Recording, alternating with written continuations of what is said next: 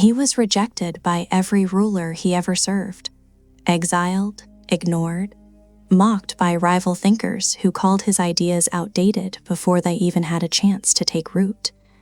And yet, 2,500 years later, his words shape the moral backbone of over 1 billion people. Confucius didn't build an empire. He didn't lead an army. He didn't claim divine revelation or promise eternal salvation. He was a teacher, a wanderer, a man with a set of ideas about how human beings ought to live, and almost nobody in power wanted to hear them. But here's what makes his story so striking. He didn't stop. He didn't water down his philosophy to make it palatable. He kept teaching, kept refining, kept insisting that the world could be better, not through force, not through punishment, but through something far harder to achieve: character. Confucius argues that the collapse of a society doesn't start with bad laws. It starts with bad people, specifically bad leaders. He looks at the chaos of his own era, warring states, corrupt officials, fractured loyalties, and he doesn't blame the system. He blames the individuals running it. And his solution? Not revolution, not new institutions, something much more radical than that. He says, fix the person first, then the family, then the state, then the world. In that order, no shortcuts. It sounds simple, almost naive, but the deeper you go into his thinking, the more you realize this man wasn't being idealistic. He was being brutally precise. Every concept he builds locks into the next, like architecture. Ren, Li, Xiao Junzi, these aren't abstract platitudes.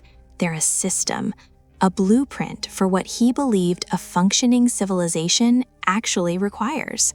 So before you dismiss him as some ancient fortune cookie philosopher, listen to what he actually said. It's sharper than you think.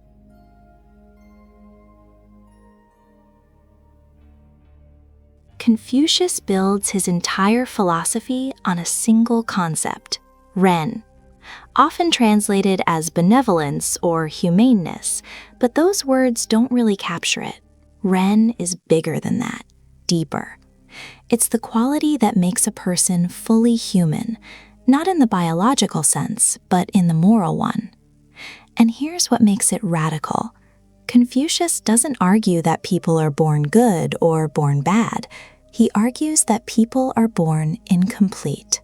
Ren is the work of becoming whole. So, what does it actually look like? He describes it simply. Love others. That's the core. But don't mistake simplicity for softness. Confucius isn't talking about some warm, fuzzy feeling you get when you're in a good mood. He's talking about a disciplined, deliberate commitment to treating people with dignity every single day, even when it's inconvenient, even when they don't deserve it. He points out that Ren starts with empathy, the ability to feel what another person feels. But it doesn't stop there. Feeling isn't enough. You have to act. Ren demands action. It demands sacrifice. It demands that you put the well-being of others alongside your own, not because someone's watching, but because that's what a cultivated person does. And Confucius is brutally honest about this. He warns that Ren is rare. Most people talk about virtue, few live it. He once said he had never truly met a person who loved Ren more than they loved themselves. That's not cynicism, that's observation. But he never gives up on the idea. He insists that Ren is achievable, not through some mystical experience or divine gift, through practice, through daily, grinding, unglamorous effort. You practice Ren with your family first, then your community, then the world. It radiates outward, small circles becoming larger ones. This is what separates Confucius from the dreamers. He doesn't ask people to be saints. He asks them to be serious. Serious about kindness, serious about respect, serious about the slow, difficult work of becoming a decent human being. Ren isn't a feeling, it's a discipline.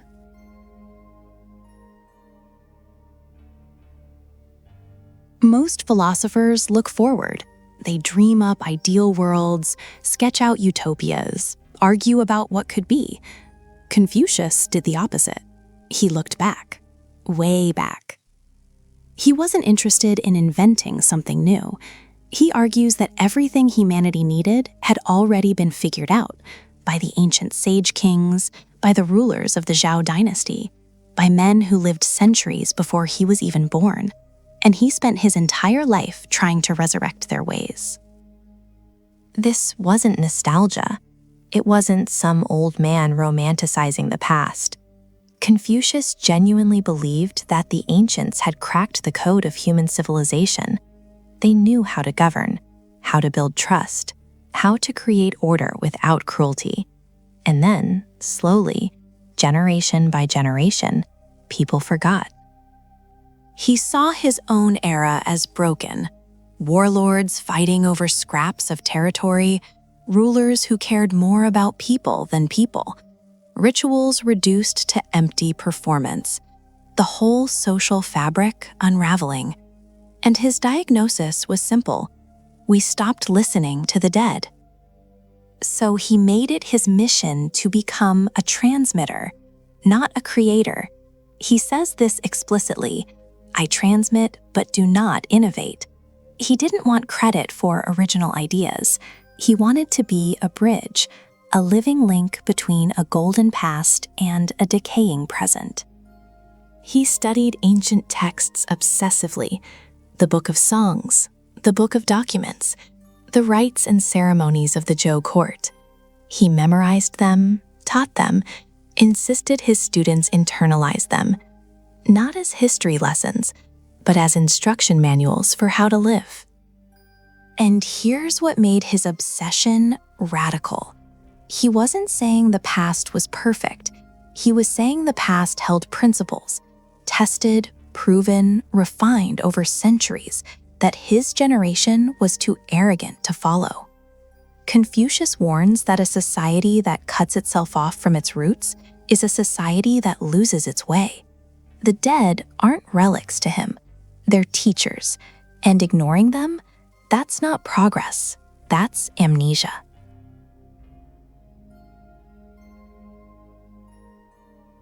Most philosophers obsess over big abstractions: justice, freedom, truth. Confucius? He starts with something deceptively simple: words. He argues that the collapse of a society begins not with corruption, not with war, but with the misuse of language. When words lose their meaning, everything unravels. A ruler who doesn't rule is still called a ruler. A father who abandons his duties is still called a father. And that gap between the name and the reality is where chaos creeps in. Confucius calls this the rectification of names, Zhongyong, and he's dead serious about it. He insists that if names are not correct, speech does not accord with reality. If speech does not accord with reality, affairs cannot be carried out. If affairs cannot be carried out, rites and music do not flourish. If rites and music do not flourish, punishments miss the mark. And if punishments miss the mark, the people have nowhere to put hand or foot. It's a domino chain, and the first domino, a single misused word. This isn't about grammar, it's about honesty. He argues that when a society allows its language to become slippery, when titles, roles, and moral terms no longer match what's actually happening, people lose their ability to think clearly. They can't judge, they can't act. They're trapped in a fog of hollow words, and he doesn't let anyone off the hook. He points out that a prince must act as a prince, a minister must act as a minister, a father must act as a father, a son must act as a son. The name demands the behavior, not the other way around. So when someone asks Confucius what he'd do first if given political power, His answer isn't raise an army or reform the economy, it's fix the language, because without that, nothing else holds. A strange priority for a political thinker, but maybe the most radical one.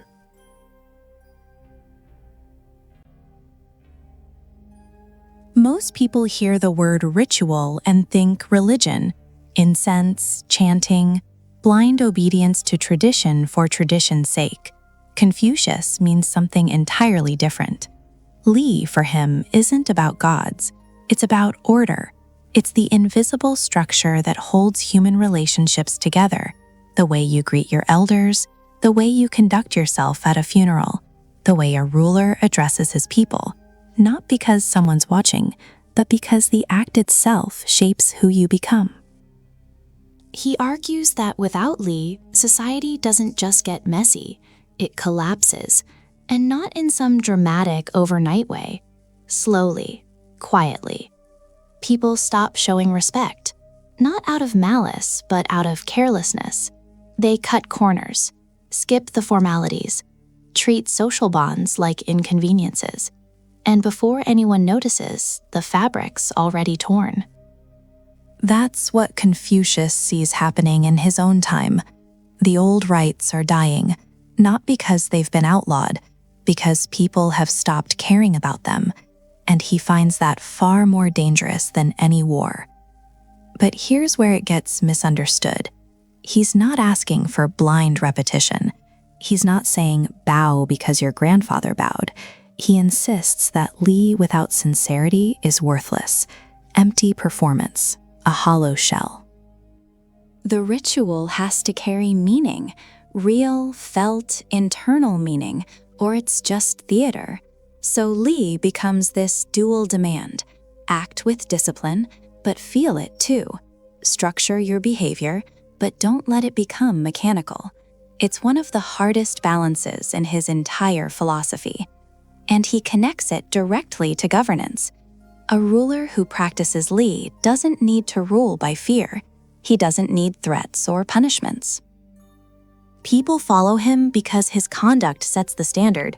He leads by example, not by decree. Confucius warns that when leaders abandon Li, the people lose their anchor. There's nothing left to imitate, nothing left to aspire to, just power, raw, graceless power. And that, he says, is the beginning of the end.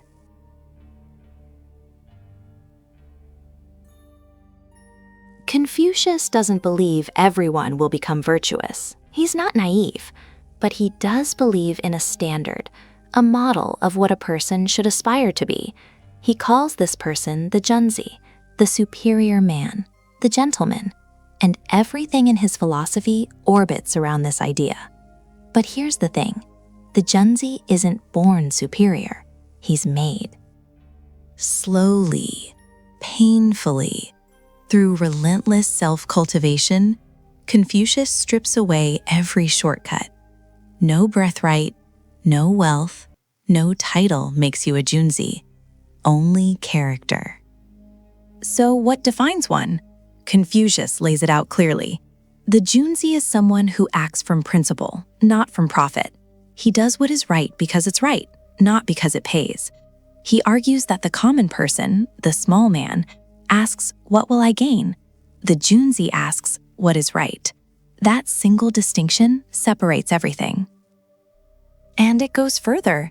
He insists the Junzi is calm under pressure. Not indifferent, calm. There's a difference. The Junzi feels deeply, but doesn't let emotion hijack his judgment.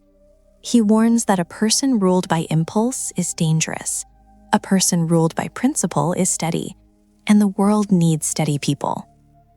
Confucius also makes an uncomfortable demand.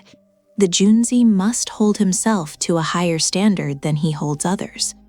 He points out that the small man blames everyone around him. The Junzi looks inward first, always inward. When something goes wrong, his first question isn't, "Who failed me?" It's, "Where did I fall short?" That's not self-punishment, that's ownership. And there's one more piece that often gets overlooked. The Junzi isn't a loner, He's not some monk on a mountaintop. Confucius argues that the superior man engages with the world.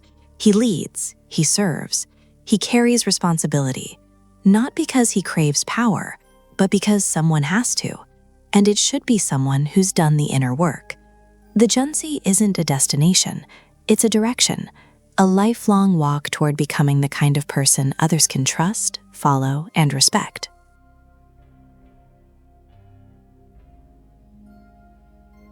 This sounds absurd.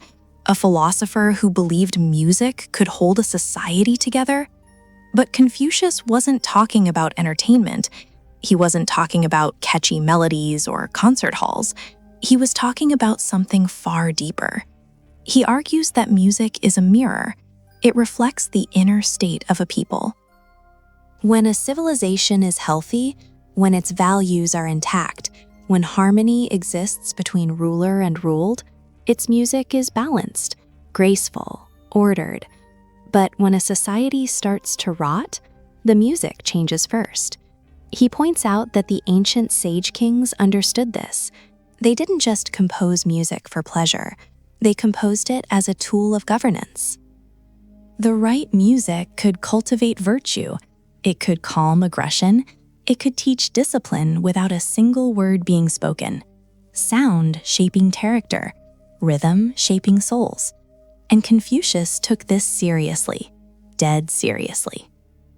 He studied the classical music of the Zhou dynasty the same way he studied their rituals and texts. He played instruments, he sang. He reportedly wept when he heard a piece of ancient music performed correctly because he heard in it a world that no longer existed. But here's the sharper edge. He also warns about the wrong kind of music that was excessive, indulgent, chaotic. He saw it as a symptom and a cause of moral decline. The sounds of a kingdom losing its way, not harmless, dangerous. This wasn't aesthetic snobbery. Confucius believed that what people listen to shapes how they feel. How they feel shapes how they act. How they act shapes the kind of society they build. Music wasn't decoration, it was architecture. So when he walked into a new state, he didn't just observe the politics, he listened to the music. That told him everything he needed to know. A strange idea? Maybe. But Confucius argues that any civilization that treats its music as trivial has already begun to lose something it can't easily name, and by the time it notices, it's already too late.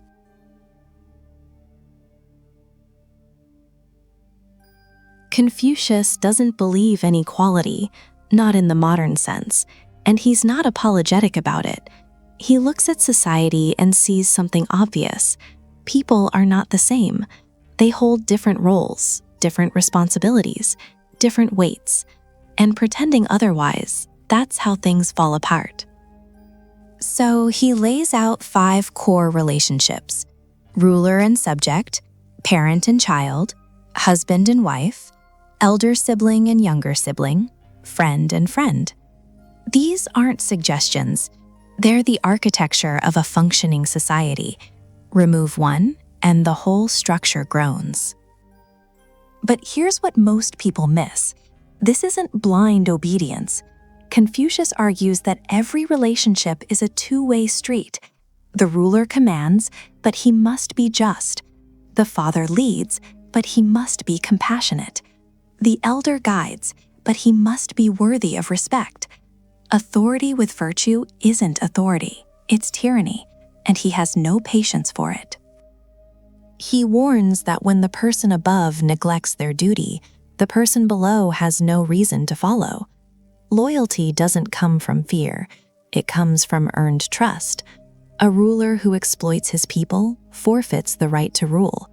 A father who is cruel forfeits the devotion of his son. The hierarchy holds, but only when both sides honor their end. And then there's the 5th relationship, friend and friend, the only one between equals. Confucius places it alongside rulers and parents for a reason. He argues that friendship, when rooted in mutual virtue, is one of the most stabilizing forces in human life. Not casual friendship, not convenience, real friendship, built on honesty, accountability, and shared commitment to becoming better. So no, Confucius doesn't dream of a flat society. He builds a layered one, but each layer carries obligation. Power without responsibility is meaningless to him, and submission without dignity is just as empty. The 5 relationships aren't chains, they're contracts, unwritten, unspoken, but binding. Break yours, and the whole thing collapses. Honor it, and the society holds.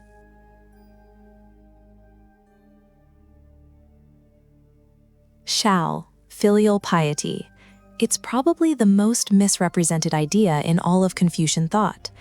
People hear it and think, obey your parents, don't talk back, do what you're told, shut up and be grateful. That's not what Confucius is saying, not even close.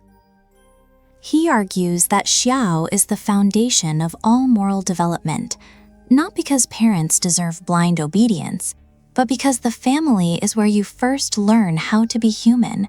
It's your training ground, the place where loyalty, sacrifice, patience, and respect either take root or don't. And he's specific about this. He doesn't just say, honor your parents and leave it there. He says, support them, provide for them, but more than that, do it with warmth, with genuine feeling. He points out that even dogs and horses receive food and shelter.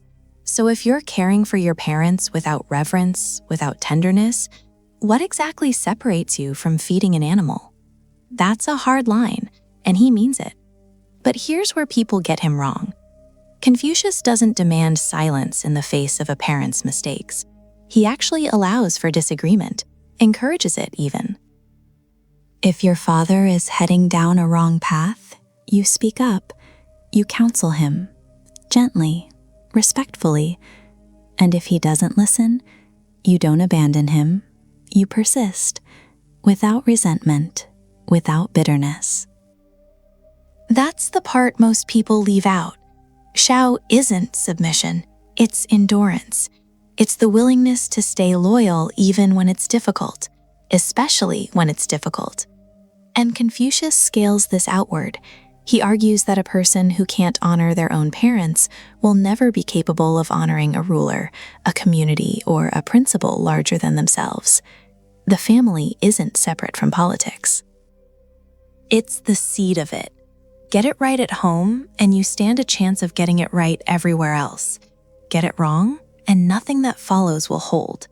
He built his entire moral architecture on this single relationship. That's how seriously he takes it.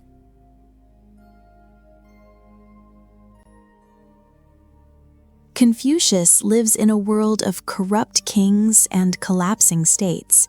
He watches rulers exploit their people, hoard wealth, wage pointless wars, and he asks a dangerous question. What gives a ruler the right to rule? His answer is the mandate of heaven, Tianming, and it's not what most people think.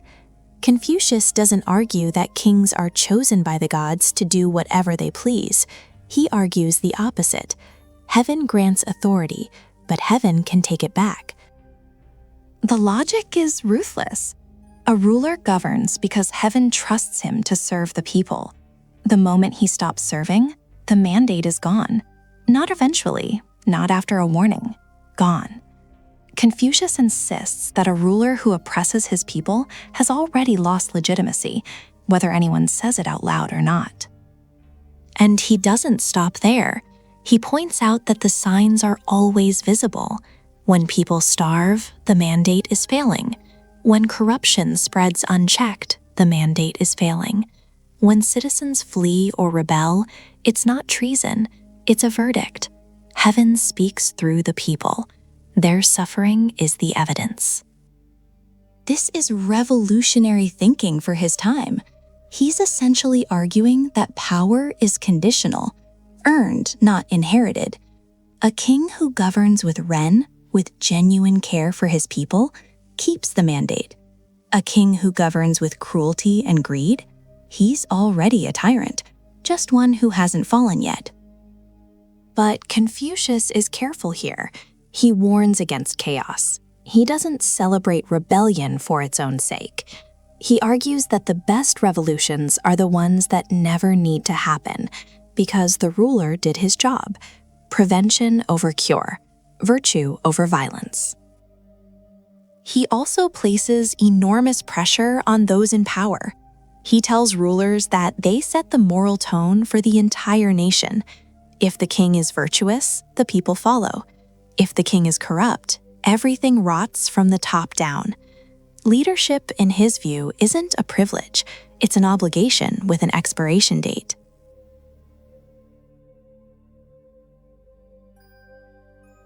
Confucius had enemies. Not armies, not rival kingdoms. His enemy was pretense, the gap between what people said and what they actually did. And nothing made him angrier. He lived in an age drowning in ceremony. Rulers performed elaborate rituals. They bowed at the right moments, said the right words, wore the right robes, and then went back to exploiting their people without a second thought. The form was perfect. The substance was hollow. Confucius saw right through it. He argues that ritual without sincerity isn't just meaningless, it's destructive. It teaches people that appearance matters more than truth, that looking virtuous is the same as being virtuous. And once a society accepts that lie, everything falls apart. He asks a brutal question. What can a man do with the rights who is not benevolent? In other words, what good is ceremony if your heart is empty? You can perform every ritual flawlessly and still be rotten to the core. The ritual doesn't save you, it exposes you. And he didn't just aim this at rulers, he turned it on everyone. Scholars who memorized texts but never lived by them. Sons who honored their parents in public but resented them in private. Friends who spoke loyalty but vanished at the first sign of trouble. Confucius had no patience for any of it. He insists that true virtue starts inside. It begins with self-honesty, with confronting what you actually are, not what you want others to believe you are. Strip away the performance. What's left? That's the real measure. This is what made him uncomfortable to be around. He wasn't interested in polite fictions. He wanted alignment, words matching actions, inner life matching outer conduct, no gap, no performance, no mask. And he warns that a society built on hypocrisy will always collapse, not from outside attack, from the inside, because when no one means what they say and no one says what they mean, trust dies. And without trust, Confucius argues, you have nothing, absolutely nothing.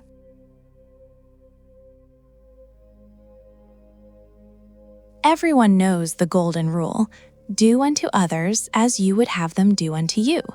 It's plastered on classroom walls and Sunday school posters. But 5 centuries before Christ, Confucius said something sharper, something harder. Do not impose on others what you do not wish for yourself. It sounds similar. It's not. The golden rule tells you to act. The silver rule tells you to restrain. And that difference is everything. Confucius argues that the real damage humans do isn't from failing to be generous. It's from failing to stop. Failing to pause before forcing your beliefs, your expectations, your version of good onto someone else. He's not asking you to love your neighbor. He's asking you to leave your neighbor alone when you have nothing useful to offer. And that takes more discipline than kindness ever does. He calls this concept shu, reciprocity. But it's not the warm, fuzzy kind. It's cold, clear-eyed self-awareness. Before you speak, ask yourself, would I want to hear this? Before you act, ask, would I accept this being done to me? If the answer is no, you stop. Simple, brutal, effective. He points out that most conflict doesn't come from evil. It comes from assumption. People assume they know what's best. Parents assume, rulers assume, friends assume, And in that assumption, they trample over the very people they claim to care about. The silver rule cuts that impulse off at the root. But Confucius goes further. He ties Shu directly to the concept of Ren, humaneness. He argues that you cannot claim to be a person of virtue if you constantly project yourself onto others. True goodness starts with restraint, with the awareness that your desires are not universal. It's an unglamorous teaching, no grand vision of brotherhood, no sweeping call to charity, just a quiet, uncomfortable demand. Stop doing what you wouldn't want done to you. The world took centuries to catch up. Most of it still hasn't.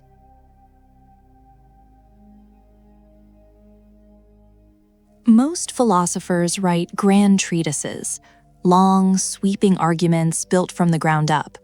Confucius didn't do that. He talked, and his students wrote it down. That's the Analects. Not a book Confucius sat down and authored, a collection, fragments of conversation, scattered teachings, debates with disciples who half the time didn't get what he was saying. It reads less like a philosophical text and more like a transcript of a teacher losing patience with a room full of slow learners. And that's what makes it powerful, because Confucius doesn't hand you a system, he hands you moments. A student asks a question, he answers. Another student asks the same question, he gives a completely different answer. Not because he's contradicting himself, but because he's responding to the person, not the question. He tailors his wisdom, shapes it to the listener. This frustrated people then. It frustrates people now. But Confucius argues that understanding isn't a formula, it's a relationship between the idea and the individual receiving it. So the Analects isn't messy by accident, it's messy by design. He pushes back on his own followers constantly, challenges them, redirects them. One disciple boasts about his ambitions, and Confucius quietly praises the one who simply wants to bathe in a river and enjoy the breeze. He warns against arrogance dressed up as confidence, against learning without reflection, against reflection without action. And there's a rawness to it. You can feel the tension in some of these exchanges. Students wanting clear answers, Confucius refusing to give them. Because he believes the struggle is the point. The confusion is where growth lives. So no, the Analects isn't a neat philosophical manifesto. It's alive, contradictory, human. 5 centuries before Christ, a man sat with his students and wrestled with the deepest questions about how to live, and someone, thankfully, was paying enough attention to write it down.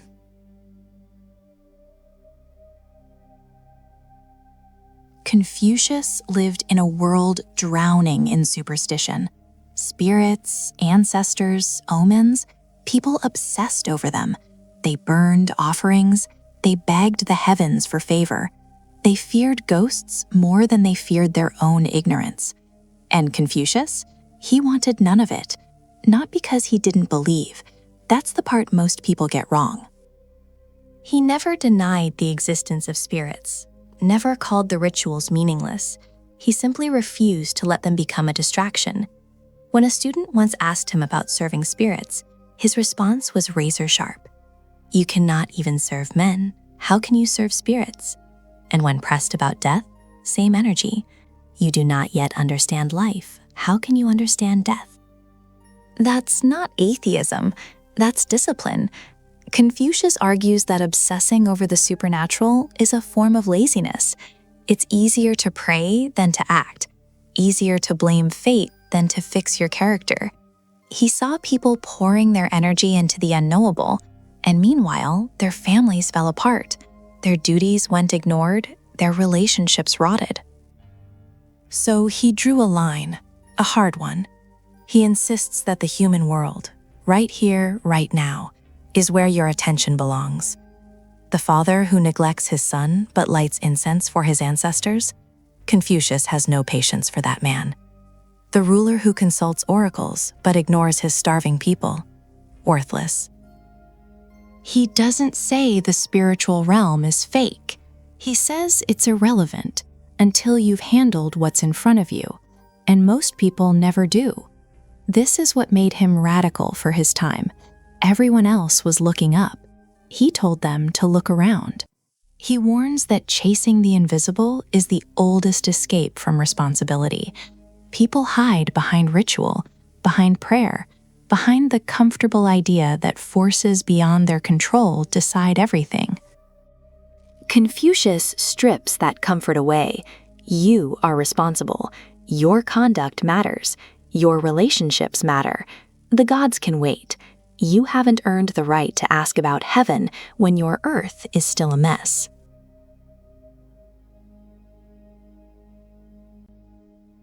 Most people hear the word power and think of force, armies, wealth, control. Confucius heard it and thought of something else entirely. He calls it day, and it's nothing like what you'd expect. Dare isn't authority. It isn't influence bought with money or fear. Confucius argues it's a kind of moral gravity, a pull that others feel without being pushed. A person with debt doesn't command a room, they quiet it, not through intimidation, through presence. And here's what makes it strange: you can't chase it. The moment you try to perform virtue for an audience, you've already lost it.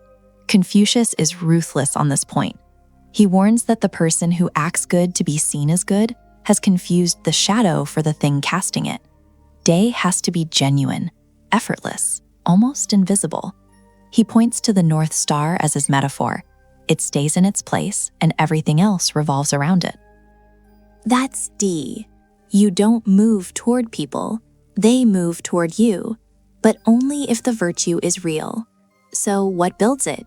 Confucius argues it's a lifetime of self-cultivation, ritual, study, discipline.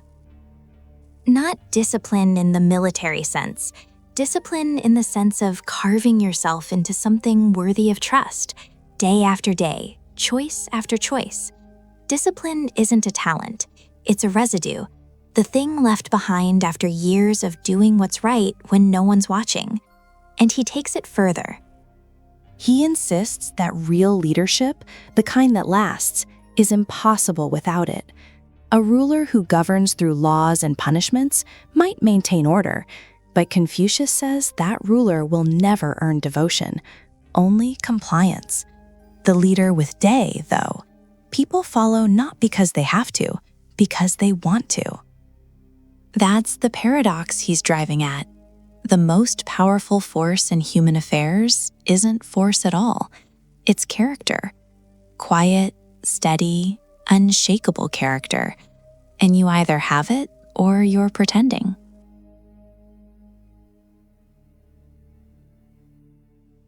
Confucius doesn't see education as a nice thing to have. He sees it as a weapon, and he wields it with precision. In his time, China is fractured. Warlords fight over territory, rulers govern through fear. The social order is collapsing, and Confucius watches it happen. But he doesn't pick up a sword, he picks up a book, because he believes the real battle isn't fought on the battlefield, it's fought in the classroom. He argues that the root of every political failure, every act of tyranny, every broken society is ignorance, not stupidity, ignorance. People don't know how to be good because no one ever taught them, and rulers don't know how to lead because they were handed power, not wisdom. So Confucius does something radical. He opens his teachings to everyone, not just the sons of nobles, not just the wealthy, anyone willing to learn. This is unheard of in ancient China. Education is a privilege of the elite, and he tears that gate right off its hinges. But here's the thing. His version of education isn't about memorizing texts or passing exams. He insists that true learning transforms behavior. If you study the classics but still treat people with contempt, you haven't learned anything. Knowledge without virtue is just decoration. He pushes his students relentlessly. He challenges them. He corrects them. He expects them to think, not just repeat. and he makes no apologies for it. He warns that a person who studies without reflection is lost, but a person who reflects without studying is in danger. And this is where his brilliance shows. Confucius isn't training scholars, he's training future leaders. Every lesson is designed to produce people capable of governing justly, acting ethically, and holding society together. The classroom isn't separate from politics, it is politics. He sees one educated person as more powerful than 1,000 soldiers, because soldiers enforce order, but educated people create it. That's not idealism, that's strategy.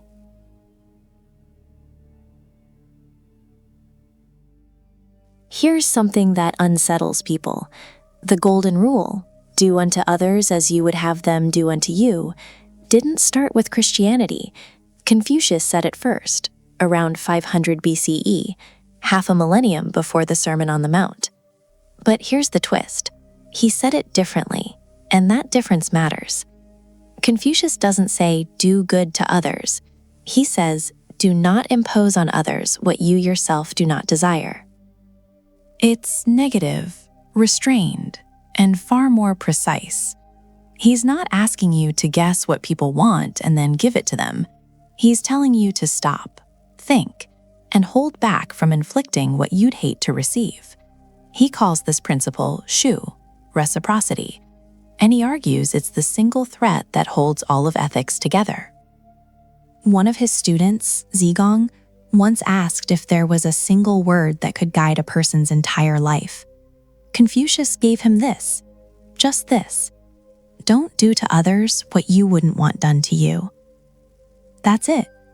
No commandments carved in stone, no divine authority backing it up. Just a man saying, you already know what suffering feels like, so stop causing it. And the restraint here is deliberate. Confucius warns against the arrogance of assuming you know what's best for someone else. The positive version, do unto others, can become invasive, pushy. You project your values onto people and call it kindness. But Confucius flips it. He points out that true ethical behavior starts not with action, but with hesitation, with the discipline to not harm. This wasn't abstract for him. He lived in a time of political chaos, warring states, corrupt rulers, people using power to crush anyone beneath them. So when Confucius teaches reciprocity, he's not being soft, he's being tactical. He argues that a society built on mutual restraint, where no one inflicts what they themselves couldn't bear, is the foundation of order itself. And 500 years later, a preacher in Galilee would echo the same idea in different words.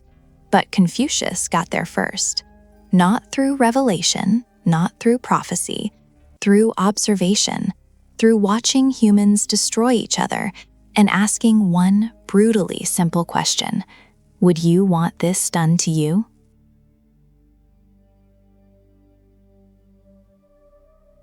Confucius never wanted a throne. He didn't crave power the way most men of his era did.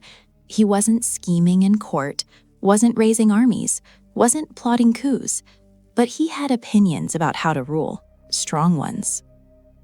And here's what made him dangerous. He believed most rulers were doing it wrong. All of them, really. The warlords, the tyrants, the petty kings clinging to their territories through fear and force. Confucius looks at the entire political landscape of his time and sees rot. His argument is simple, brutally simple.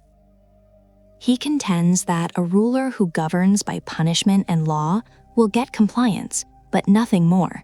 People will obey, they'll avoid getting caught, but the moment that ruler turns his back, chaos, because fear doesn't build loyalty, it builds resentment. So what's the alternative? Virtue. That's it. Confucius argues that a leader who governs by moral example doesn't need to threaten anyone. He compares such a ruler to the North Star, sitting still while everything else revolves around it. Not chasing, not forcing, just being what others orient themselves toward. Sounds poetic, but he means it practically. He insists that when a ruler is genuinely virtuous, honest, disciplined, fair, the people follow naturally, not because they're afraid, because they're inspired. They mirror what they see above them. A corrupt leader breeds corrupt subjects. A virtuous one breeds order without ever raising a sword. And he takes this further. Confucius warns that laws alone are never enough. You can stack regulations to the ceiling, write codes for every possible crime. But if the people have no internal sense of shame, no moral compass, those laws are just words on bamboo, useless. He pushes for something deeper, ritual, propriety, a shared culture of respect that runs so deep it governs behavior from the inside out. Not because someone's watching, but because it's who you are. This is why the rulers of his day mostly ignored him. He wasn't offering them weapons or strategies. He was telling them to become better men. And powerful people rarely want to hear that. Confucius spent years wandering from state to state, offering his counsel. Most turned him away. He died without seeing his vision implemented, but the ideas outlasted every kingdom that rejected him.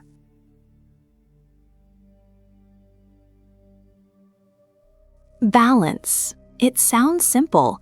It's not. Confucius calls it Zhongyong, the doctrine of the mean. And before you dismiss it as some vague advice about moderation, understand this. He considers it the highest achievement a human being can reach, higher than courage, higher than intellect, higher than devotion itself. So, what is it? Confucius argues Zhongyong is the ability to hit the exact right response, emotionally, morally, practically, in every situation.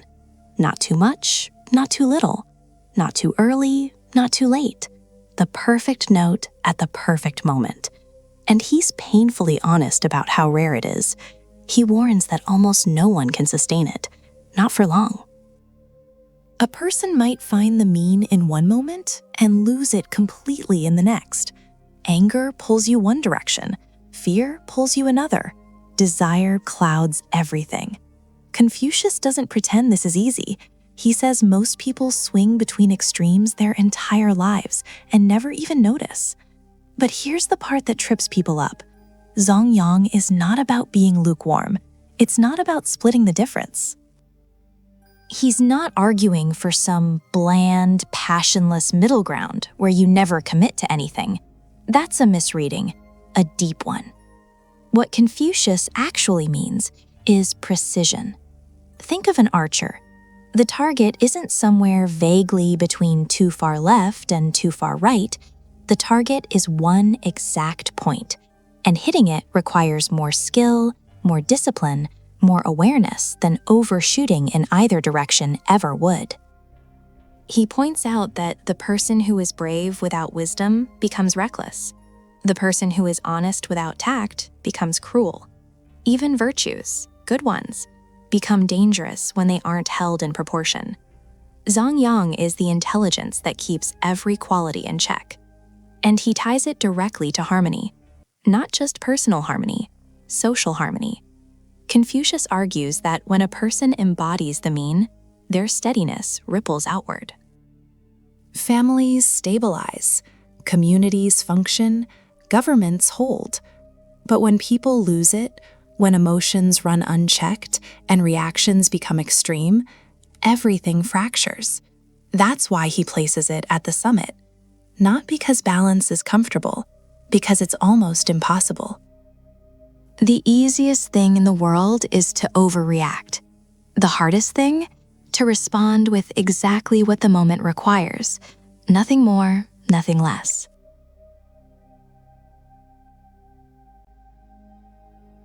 Here's the uncomfortable truth about Confucius. He failed. Not quietly, not gracefully.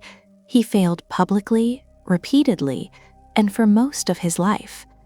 He spends decades wandering from state to state, knocking on the doors of rulers, offering his philosophy as a blueprint for governance, and almost no one listens. Kings nod politely, Ministers smile and move on. Warlords laugh him out of the room. He's exiled, he's ignored, he's nearly killed more than once.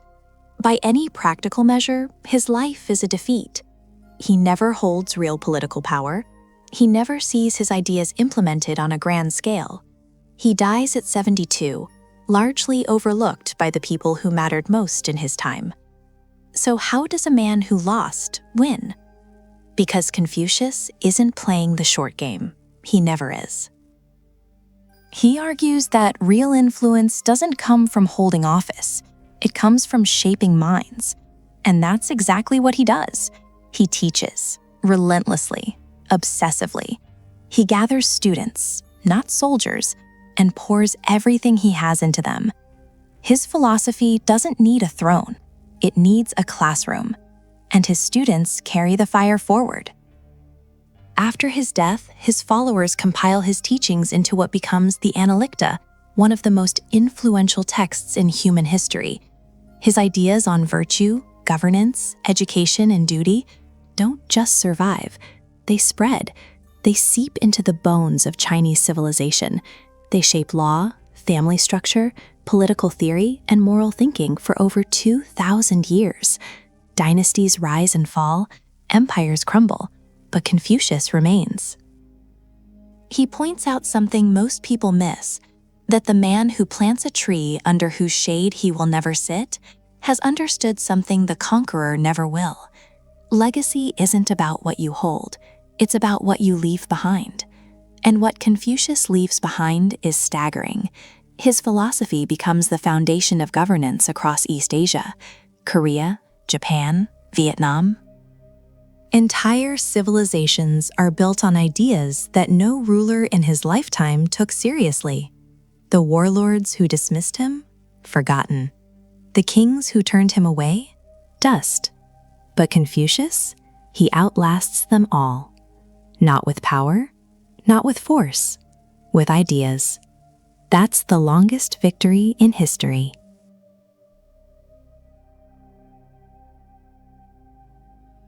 The West turned Confucius into a fortune cookie, a gentle old sage spouting polite proverbs about respect and harmony, passive, meek, agreeable, the kind of thinker you'd put on a motivational poster in a corporate lobby. That's not who he was, not even close. Confucius was confrontational, blunt. He told rulers to their faces that they were failing. He watched powerful men abuse their positions and didn't bow. He walked out. He spent years wandering from state to state, not because he was on some peaceful spiritual journey, but because nobody in power wanted to hear what he had to say. He was exiled by his own relevance. And the ideas themselves, they're not soft. Confucius argues that most people are living wrong, that they mistake ritual for meaning, that they perform virtue without possessing it. He points out that a man who follows the rules but feels nothing, no compassion, no genuine care, is worse than useless. He's dangerous because he gives corruption a respectable face. But the West flattened all of that, reduced him to obedience and hierarchy, respect your elders, know your place, as if Confucius was building a system of submission. He wasn't. He was building a system of accountability. Yes, he argues that a son should respect his father, but he also argues that a father must earn that respect through moral conduct. The relationship goes both ways, always. He warns against blind loyalty, against following leaders simply because they hold power. A ruler who governs without virtue, Confucius says, is no ruler at all. That's not obedience. That's a revolution wrapped in politeness. So why did the West miss this? Partly because of translation, partly because of projection. Western scholars came to Confucius looking for an Eastern counterpart to their own traditions, and they found what they wanted to find: a conservative, a traditionalist, a defender of order. But Confucius wasn't defending order, he was demanding a better one. He wasn't telling people to accept the world as it is. He was telling them the world as it is broken, and that the only repair starts with individual character, not institutions, not laws, people. The West heard harmony and thought compliance. Confucius meant something far more dangerous. He meant integrity.